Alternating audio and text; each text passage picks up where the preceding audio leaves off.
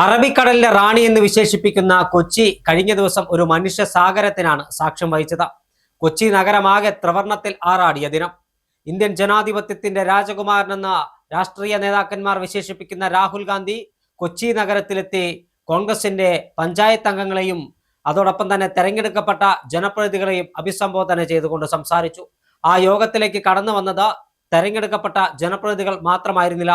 പതിനായിരക്കണക്കിന് കോൺഗ്രസ് പ്രവർത്തകരാണ് കാസർഗോഡ് മുതൽ തിരുവനന്തപുരം വരെയുള്ള 14 ജില്ലകളിൽ നിന്നായി ഇവിടേക്ക് എത്തിയത്. രാഹുൽ ഗാന്ധി തനിച്ചായിരുന്നില്ല.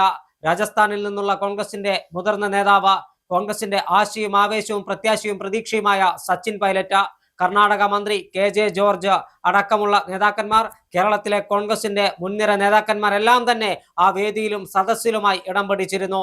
2026 നിയമസഭാ തെരഞ്ഞെടുപ്പിന്റെ കോൺഗ്രസിന്റെ പ്രചരണ പ്രവർത്തനങ്ങൾക്ക് ഇന്നലെ അനൌദ്യോഗികമായി കൊച്ചിയിൽ തുടക്കം കുറിച്ചിരിക്കുകയാണ്. ഇനി സ്ക്രീനിംഗ് കമ്മിറ്റി യോഗം ചേർന്ന സ്ഥാനാർത്ഥികളെ പ്രഖ്യാപിച്ചാൽ കോൺഗ്രസ് തെരഞ്ഞെടുപ്പ് ഗോതയിലേക്ക് ഇറങ്ങുകയാണ്. കെട്ടിലും മട്ടിലും രൂപത്തിലും ഭാവത്തിലും പുതിയ കോൺഗ്രസ് ആയി കേരളത്തിൽ തുടക്കം കുറിക്കുന്ന കോൺഗ്രസിന്റെ പ്രചരണ പ്രവർത്തനങ്ങൾ വലിയ ആവേശത്തോടു കൂടിയാണ് കേരളത്തിലെ ജനങ്ങൾ നോക്കിക്കാണുന്നത്. രാഷ്ട്രീയത്തിനതീതമായി മതത്തിനതീതമായി ജനങ്ങൾ കോൺഗ്രസ് അധികാരത്തിൽ വരണമെന്ന ഒറ്റ ചിന്തയോടുകൂടി മുന്നോട്ട് പോകുമ്പോൾ രാഹുൽ ഗാന്ധിയുടെ വരവും പ്രസംഗവും കോൺഗ്രസിന്റെ ക്യാമ്പിന് കൂടുതൽ ഊർജം നൽകിയിരിക്കുകയാണ്. പുത്തൻ ആവേശവും പുതിയ ഊർജവുമായി കോൺഗ്രസ് പടക്കളത്തിൽ ഇറങ്ങുമ്പോൾ വലിയ ഒരു യുദ്ധം തന്നെയാണ് കേരളം പ്രതീക്ഷിക്കുന്നത്. ഇടതുമുന്നണിയെയും BJP-യെയും ഒരുപോലെ മറത്തിയടിച്ച കോൺഗ്രസിന്റെ മുഖ്യമന്ത്രി അധികാരത്തിൽ വരാൻ നാളുകൾ എണ്ണി കാത്തിരിക്കുന്ന കേരളത്തിലെ ലക്ഷോപലക്ഷം കോൺഗ്രസ് പ്രവർത്തകർക്ക് ആശ നൽകുന്ന, ആവേശം പകരുന്ന പ്രസംഗമാണ് രാഹുൽ ഗാന്ധി കഴിഞ്ഞ ദിവസം നടത്തിയത്.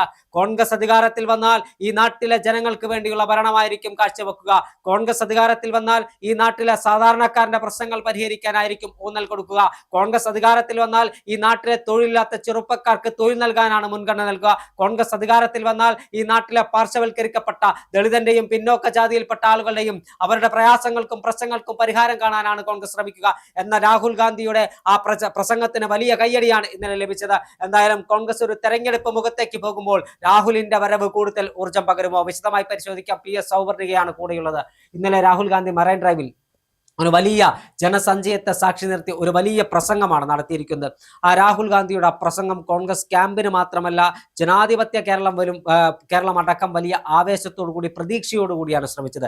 ആദ്യം നമുക്ക് പരിശോധിക്കുമ്പോൾ രാഹുൽ ഗാന്ധി പ്രസംഗത്തിൽ പറഞ്ഞ പ്രധാനപ്പെട്ട കാര്യങ്ങൾ എന്തെല്ലാമായിരുന്നു? നമുക്കറിയാം, മഹാപഞ്ചായത്ത് എന്ന പേരിലാണ് കൊച്ചിയിൽ കഴിഞ്ഞ ദിവസം രാഹുൽ ഗാന്ധി വന്ന ഒരു പരിപാടി നടന്നത്. ആദ്യം മുതൽ, അല്ലെങ്കിൽ നമ്മൾ ഇതിനു മുന്നേ സംസാരിച്ചപ്പോഴും പറഞ്ഞിരുന്നു, രാഹുൽ ഗാന്ധി കേരളത്തിലേക്ക് വന്നാൽ പ്രചരണത്തിനായിട്ടോ മറ്റെന്ത് കാര്യത്തിന് രാഹുൽ വന്നാലും അത് കോൺഗ്രസ് പ്രവർത്തകർക്കും സാധാരണക്കാരായിട്ടുള്ള ജനങ്ങൾക്കും വലിയ ആവേശം നൽകും. രാഹുൽ ഗാന്ധി വിജയിച്ച എല്ലാവരെയും ആശംസിച്ചുകൊണ്ടാണ് സംസാരിച്ചു തുടങ്ങിയത്. അതിന്റെ അകത്ത് രാഹുൽ ഗാന്ധി ഒരുപാട് കാര്യങ്ങൾ പറഞ്ഞിട്ടുണ്ട്. ഈ പറയുന്ന പോലെ ഭരണഘടനയെ മുൻനിർത്തി, അല്ലെങ്കിൽ ഭരണഘടനയെ മുൻനിർത്തി വേണം ഓരോ ജനപ്രതിനിധിയും മുന്നോട്ട് പോകാൻ എന്ന തരത്തിലുള്ള കാര്യങ്ങൾ. ഇനി വരാൻ പോകുന്നത് UDF-ന്റെ ഭരണമായിരിക്കും, കേരളത്തിൽ വലിയ മാറ്റം ഉണ്ടാക്കും, വലിയ UDF തരംഗം, അല്ലെങ്കിൽ വലിയ ഈ പറയുന്ന പോലെ വലിയ മാറ്റം UDF-ന് ഉണ്ടാക്കാൻ കഴിയുമെന്ന തലത്തിലുള്ള പ്രഖ്യാപനങ്ങൾ അല്ലെങ്കിൽ പറഞ്ഞു. അതുപോലെ തന്നെ നമ്മൾ എപ്പോഴും പറയുന്ന കാര്യമാണ്, കേരളത്തിന് രാഹുലിനോട് വളരെ വൈകാരികമായ ഒരു അടുപ്പമുണ്ട്. അത് രാഹുൽ ഗാന്ധി വയനാട്ടിൽ MP ആയപ്പോൾ ഉണ്ടായ ഒരു സ്നേഹമോ അടുപ്പമോ അല്ല. നമുക്കറിയാം, രാഹുലിനോട് വയനാട്ടുകാർക്ക് മാത്രമല്ല കേരളത്തിലുടനീളം രാഹുലിനോട് ഒരു പ്രത്യേക സ്നേഹമാണ്. രാഹുൽ നമ്മുടെയൊക്കെ വീട്ടിലെ ഒരു അംഗത്തെ പോലെയാണ്. എനിക്ക് തോന്നുന്നു നരേന്ദ്രമോദിക്കുള്ളതിനേക്കാൾ, പ്രധാനമന്ത്രിയായ നരേന്ദ്രമോദിക്കുള്ളതിനേക്കാൾ കൂടുതൽ സ്വീകാര്യത രാഹുലിനുണ്ട്. അത് രാഹുലിന്റെ രീതികൾ കൊണ്ടാണ്, പ്രവർത്തികൾ കൊണ്ടാണ്. കഴിഞ്ഞ ദിവസം പോലും ആ സദസ്സിൽ ഒരു കുട്ടിക്ക് മുട്ടായി കൊടുക്കുന്ന രാഹുലിനെ കണ്ടു. അതുപോലെ ഓരോ കാര്യങ്ങളും നമുക്കറിയാം, കേരളത്തിൽ ഓരോ തവണ രാഹുൽ വരുമ്പോഴും ഈ പറഞ്ഞ പോലെ PR വർക്ക് വേണ്ടിയിട്ടോ അല്ലെങ്കിൽ മറ്റുള്ളവരെ കാണിക്കാൻ വേണ്ടിയിട്ടോ അല്ല, യഥാർത്ഥ രാഹുൽ എന്താണ് എന്നുള്ളതാണ് അതിൽ നിന്ന് മനസ്സിലാകുന്നത്. അപ്പൊ രാഹുൽ പറയുന്നു രാഹുലിന് കേരളത്തോട് ഒരു അടുപ്പമുണ്ട് എന്ന തലത്തിലൊക്കെ പറഞ്ഞു. എന്തായാലും വളരെ ആവേശത്തിലാണ്. കോൺഗ്രസ് പ്രവർത്തകർ മാത്രമല്ല, അതിനപ്പുറം സാധാരണക്കാരായ ജനങ്ങളും രാഹുലിനെ ഒരുപാട് സ്നേഹിക്കുന്നുണ്ട്, ഇഷ്ടപ്പെടുന്നുണ്ട്. അതുകൊണ്ട് തന്നെ രാഹുൽ വളരെ ഈ പറയുന്ന പോലെ രാഹുലിന്റെ വരവ് കോൺഗ്രസിന് പോസിറ്റീവ് ആവും, UDF-ന് പോസിറ്റീവ് ആവും എന്നുള്ള കാര്യത്തിൽ യാതൊരു സംശയമില്ല. ഇതിപ്പോ ആദ്യഘട്ടമായിട്ടാണ് വന്നിരിക്കുന്നത്. ഇനി പ്രചരണ പ്രവർത്തനങ്ങളുമായി മുന്നോട്ട് പോകുമ്പോഴും രാഹുൽ ഗാന്ധി പ്രചരണത്തിനെത്തും. അത് കൂടുതൽ ജനങ്ങളിൽ ഇമ്പാക്ട് ഉണ്ടാകും എന്നുള്ള കാര്യത്തിൽ യാതൊരു സംശയവുമില്ല. കഴിഞ്ഞ ദിവസം തൊഴിലുറപ്പിന്റെ വിഷയങ്ങൾ പോലും അവിടെ സംസാരിക്കപ്പെട്ടു. മഹാത്മാഗാന്ധിയുടെ പേര് വെട്ടിമാറ്റിയത് ഉൾപ്പെടെയുള്ള കാര്യങ്ങൾ പോലും അവിടെ സംസാരിക്കപ്പെട്ടു. ഈ പറയുന്ന പോലെ കോൺഗ്രസ് പ്രവർത്തകർക്ക് ചോദ്യങ്ങൾ ചോദിക്കാനുള്ള അവസരം പോലും ആ പരിപാടിയിൽ ഉണ്ടായിരുന്നു. സാധാരണഗതിയിൽ ഒരു പ്രോഗ്രാം വെക്കുമ്പോൾ ഈ പറയുന്ന പോലെ നേതാക്കൾ പറയേണ്ട കാര്യങ്ങൾ പറഞ്ഞു പോകുന്ന രീതിയാണ്. പക്ഷേ അത് ഇവിടെ ചോദ്യോത്തര വേളയ്ക്ക് പോലുള്ള അവസരങ്ങൾ കൊടുത്തുകൊണ്ട് വളരെ മാതൃകാപരമായ രീതിയിലായിരുന്നു ഇന്നലത്തെ പരിപാടി കഴിഞ്ഞത്. ജാതിമത വർഗീയ ശക്തികൾ ആർത്തനാദവും അട്ടഹാസവുമായി രാജ്യത്ത് കടന്നു വരുമ്പോൾ അവർക്കിടയിലേക്ക് ഇറങ്ങിച്ചെന്ന് പ്രതിഷേധത്തിന്റെ പ്രതികരണത്തിന്റെ പടച്ചട്ട സൃഷ്ടിക്കുന്ന ആര് എന്ന് ചോദിച്ചാൽ ഉത്തരം ഒന്നേയുള്ളൂ: ഇന്ത്യൻ നാഷണൽ കോൺഗ്രസും അതിന്റെ സമുന്നതനായ നേതാവും ലോക്സഭയിലെ പ്രതിപക്ഷ നേതാവുമായ രാഹുൽ ഗാന്ധി. രാഹുൽ ഗാന്ധിക്ക് ജാതിയില്ല, രാഹുൽ ഗാന്ധിക്ക് മതമില്ല. കാരണം അദ്ദേഹത്തിന് ജാതീയമായി മതപരമായി ചിന്തിക്കാൻ കഴിയില്ല എന്നത് യാഥാർത്ഥ്യമാണ്. ശ്രീപെരുമ്പത്തൂരിന്റെ മണ്ണിൽ 1000 അസ്ഥികഷ്ണങ്ങളും 10,000 മാംസത്തുണ്ടങ്ങളുമായി ചെതിർത്തിരിച്ച് ഇന്ത്യയെ കാളവണ്ടി യുഗത്തിൽ നിന്ന് കമ്പ്യൂട്ടർ യുഗത്തിലേക്ക് കൈപിടിച്ചാനയിച്ച രാജീവ് ഗാന്ധിയുടെ മകനാണ് രാഹുൽ ഗാന്ധി. അതോടൊപ്പം തന്നെ തൻ്റെ മുത്തശ്ശിയെ, ഇന്ദിരാ പ്രിയദർശിനിയുടെ ജീവൻ ഈ രാജ്യത്തിന് വേണ്ടി ബലിയർപ്പിച്ച തൻ്റെ മുത്തശ്ശിയുടെ ഓർമ്മകൾ രാഹുൽ ഗാന്ധിയുടെ മുന്നോട്ടുള്ള പ്രയാണത്തിന് കരുത്തു പകരുകയാണ്. അതായത് ഇന്ദിരാഗാന്ധി ഈ ഖലിസ്ഥാൻ തീവ്രവാദികൾ സുവർണക്ഷേത്രത്തിൽ കയറി ഭീകരാന്തരീക്ഷം സൃഷ്ടിച്ചപ്പോൾ ആ സുവർണക്ഷേത്രത്തിനകത്ത് ഓപ്പറേഷൻ ബ്ലൂ സ്റ്റാർ നടപ്പിലാക്കി ഖലിസ്ഥാൻ ഭീകരവാദത്തിന്റെ വേരറുത്ത സമയത്ത് ഇന്ത്യയുടെ ഇന്റലിജൻസ് ബ്യൂറോ ഇന്ദിരാഗാന്ധിയോട് പറഞ്ഞു, താങ്കളുടെ മിസ്സസ് പ്രൈം മിനിസ്റ്റർ, താങ്കളുടെ അംഗരക്ഷകരായുള്ള സിഖ് വംശജരെ അല്ലെങ്കിൽ സിഖ് മതത്തിൽപ്പെട്ട ആളുകളെ തങ്ങളുടെ അംഗരക്ഷക സ്ഥാനത്തൊന്ന് മാറ്റണം എന്ന് പറഞ്ഞൊരു ഫയൽ ഇന്ദിരാഗാന്ധിയുടെ മുന്നിലേക്ക് വരികയാണ്.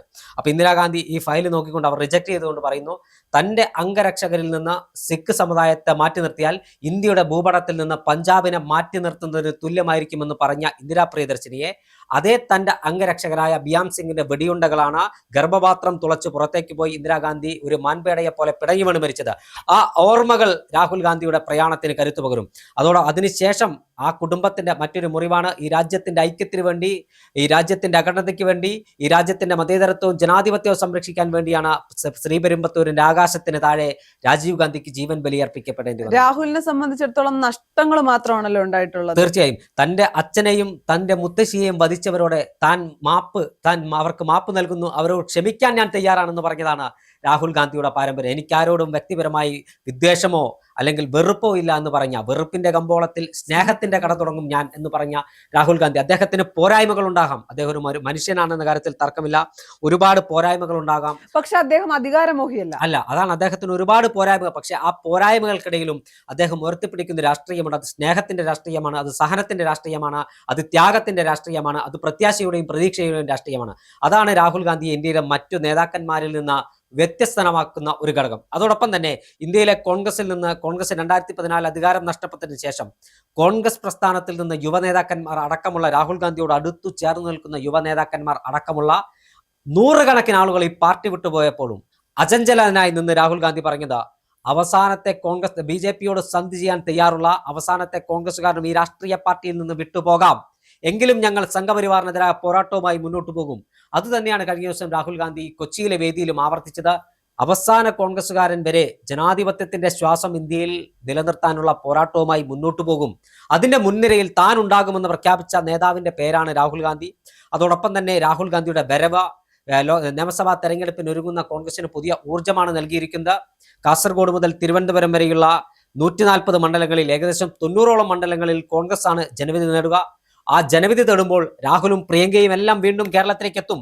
ആ രാഹുലും പ്രിയങ്കയും എല്ലാം സച്ചിൻ പൈലറ്റും, കേരളത്തിന്റെ ചുമതല സച്ചിൻ പൈലറ്റിനാണ്, സച്ചിൻ പൈലറ്റും KJ ജോർജും മധുസൂദനൻ മിസ്ത്രിയും കനയ്യകുമാറും അടക്കമുള്ള കോൺഗ്രസിന്റെ 1ാം നിര 2ാം നിര ദേശീയ നേതാക്കന്മാരെല്ലാം കേരളത്തേക്ക് എത്തുമ്പോൾ അത് കോൺഗ്രസിന്റെ ഒരു മാസ് ക്രൗഡായി ആ വേദികളെല്ലാം മാറും.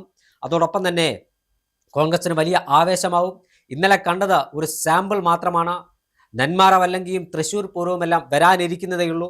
വരാനിരിക്കുന്ന ദിവസങ്ങളിൽ കോൺഗ്രസിന്റെ സ്റ്റാർ ക്യാമ്പയിനർമാർ സച്ചിൻ പൈലറ്റ് കേരളത്തിൽ എല്ലാവർക്കും സുപരിചിതമായ പേരാണ്. അതായത് ഒരു കാലത്ത് രാജസ്ഥാനിൽ തകർന്നടിഞ്ഞ കോൺഗ്രസ് പ്രസ്ഥാനത്തെ അധികാരത്തിന്റെ പാന്താവിലേക്ക് കൈപിടിച്ചാനയിച്ച, രാജസ്ഥാനിൽ കോൺഗ്രസിനെ വീണ്ടും അധികാരത്തിന്റെ സിംഹാസനത്തിലേക്ക് ഇരുത്തിയ വ്യക്തിത്വത്തിന്റെ പേരാണ് സച്ചിൻ പൈലറ്റ്. രാജേഷ് പൈലറ്റിന്റെ അകാലത്തിൽ മരണമടിഞ്ഞ കോൺഗ്രസ് പ്രസ്ഥാനത്തിന് ഏറ്റവും വലിയൊരു നഷ്ടമാണ് രാജേഷ് പൈലറ്റിന്റെ മരണം.